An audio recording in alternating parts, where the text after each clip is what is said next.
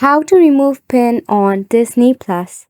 Welcome back to Glitz Sorcerer, and let's get right into the video. To remove your pin on Disney Plus, go ahead and open up your Disney Plus application and log into your account. Tap on the user icon at the bottom. From here, you need to select your profile. Once you select your profile, go to Edit Profile.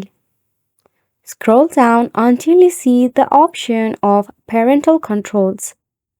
So in here, you need to do two things. Firstly, toggle off the kid's profile. Second, tap on profile pin and toggle it off.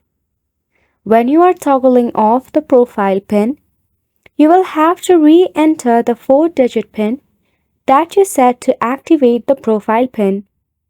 This is for the security reasons of Disney Plus. Now once you re-enter the PIN and if it is correct, you can easily remove the PIN.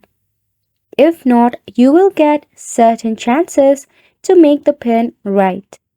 If you face any of the trouble regarding the issue, you can check out the help and support or customer service of Disney Plus.